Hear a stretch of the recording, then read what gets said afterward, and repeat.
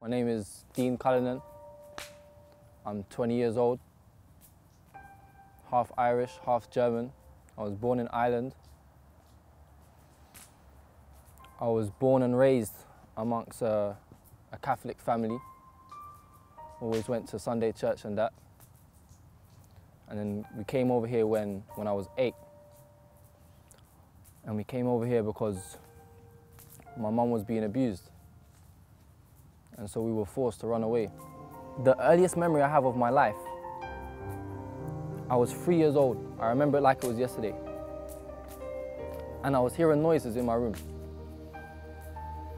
And so I was sleeping. It was early morning hours, and I came out of the room and I could hear screaming.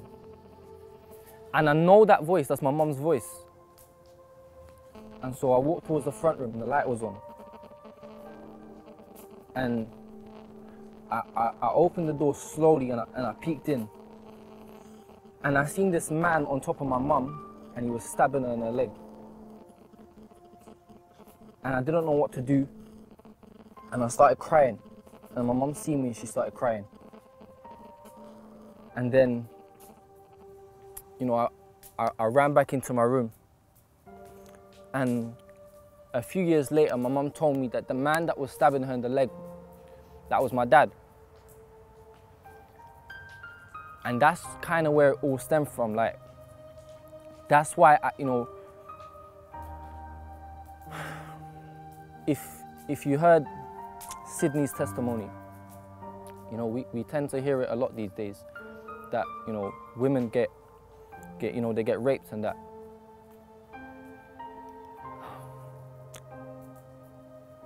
People,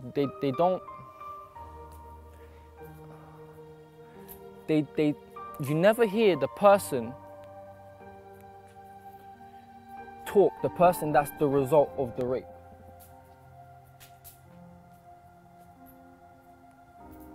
You hear about the woman a lot, but when you grow up and you know that your life is a result of rape,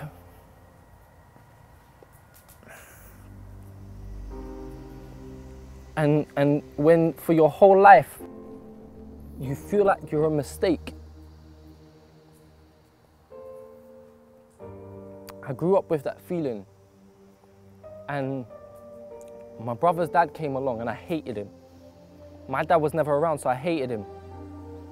My mum, when we came over here, she was going out with another guy and I hated him. That didn't last long. But then my mum got married and I hated this guy. I hated him with a passion. And this father figure hatred, it made me hate God, it made me resent God. And my ex, she spoke to me. It was just, the hi, bye, how you doing thing. And then out of the blue, she said she was gonna call me. And like for a good few months, I was going out with this girl that I was, doing foolishness with. We'd never spoke on the phone because there was you don't need to get to know someone if you don't want to know them, if you just want to use them. And so she called me and we spoke all night on the phone, and she was telling me, how God has been doing stuff for her life. And I was like, oh, him again. It's great that he's doing stuff for you. But meanwhile, I'm growing up with these feelings and I'm being left to rot. And I've never had a father. I've never had someone to come into my life and say, Dean, this is how you're meant to do things. I've always just been by myself. And so we got speaking more. And we started, we entered into a relationship. Anyways, we went a month and her parents found out. And we didn't tell her parents, because she's Christian, her parents are Christian and that. Parents found out and they wanted to meet me. And I'd never done the whole parent meeting thing because why would I? Met her parents. And her dad said to me, Dean, if you really want to get to know our daughter, then you know, you should go to church with her once, because, you know, her life is based around church. So I went to the church. It was a Friday night, about 7:30. It was at Woolsden Seventh-day Adventist Church. They were Seventh-day Adventists. And I went there and I was thinking, like, you know, what, an hour left? Because it wasn't nothing special, if I'm going to be honest. Like, it was just, you know, music and, you know, like waving your hands and that. And I was like, you know, I see this on TV all the time. Like, if this is what, you know, God, if this is what you're trying to show me, then you know, come the end of this hour, I'm gone, man. And then people started, you know, they started passing a microphone around to give testimonies. And they started to talk as if God was real. Like, not, you know, up there, but he was real, he was in their life. They started to say, oh yeah, you know, like, I was in this situation and, you know, I said, I'm just gonna trust God, and then it worked. And then, you know, I spent the whole night thanking him, and me and my family were bringing in the Sabbath. I didn't have a clue what the Sabbath was. Bringing in the Sabbath with the family, you know, it's great to feel God's presence. And in my head, I'm thinking, you nutters, there's no way God is real. Like, if you knew what was going on in my life, you wouldn't be running around saying, you know, Sabbath. Like, be real. But I felt something there that I can't explain, because the more they started to talk about how real God was, the more I kind of started to think it myself. And I had this thing inside me, I don't know what it was, but it told me that very same night, it was like, Dean, you know you're going to be a Seventh-day Adventist, innit? And I left that place so confused. And I got home and I called my girlfriend and I was like, you know, I haven't really experienced that before. But it wasn't proof that God was real. So, you know, they suggested Bible study and I was like, cool, you know, give me what you got. We studied Revelation and Daniel. Now, I didn't have a clue what that even meant. But we studied it, and the second time we studied Daniel 2. And my girlfriend's sister broke down the prophecy, and, you know, the whole Nebuchadnezzar's dream, and that broke it down.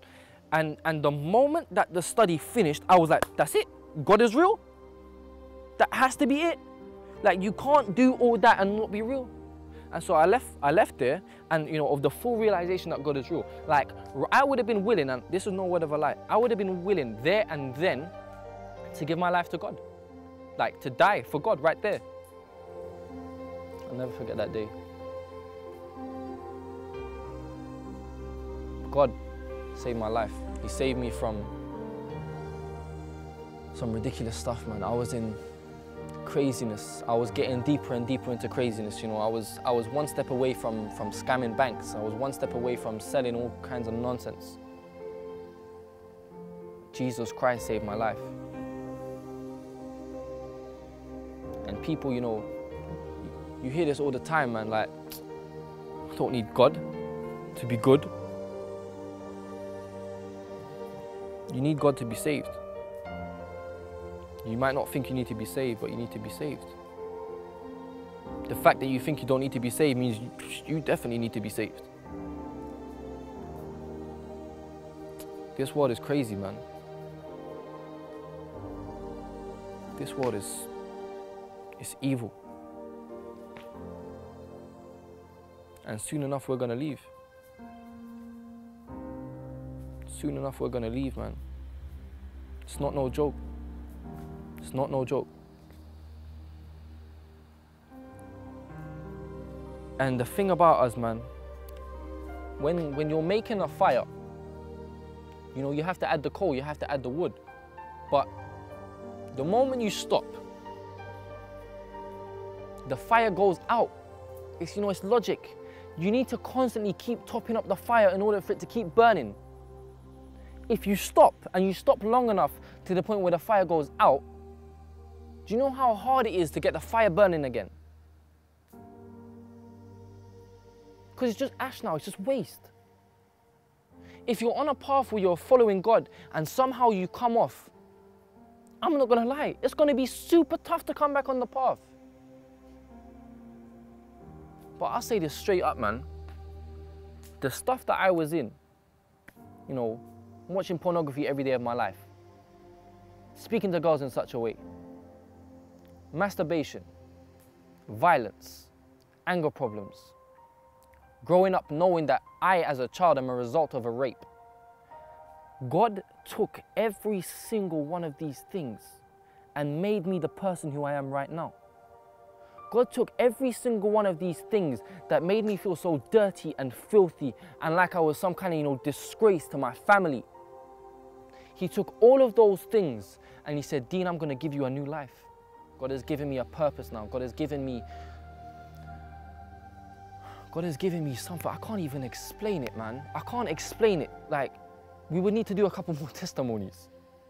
I can't explain it. How can you explain a king in a perfect world coming to give his life so that you, any guy that, you know, can't stop doing this and that, he comes to give his life so you, that don't make sense. But it's God's love. And if there's anyone out there that thinks God isn't real, you need to get your fire burning, man. There's more to life than, you know, sex, drugs and rock and roll. There's more to life than studying at uni and then going partying on the weekend. There's more to life. You're called for something much better than that.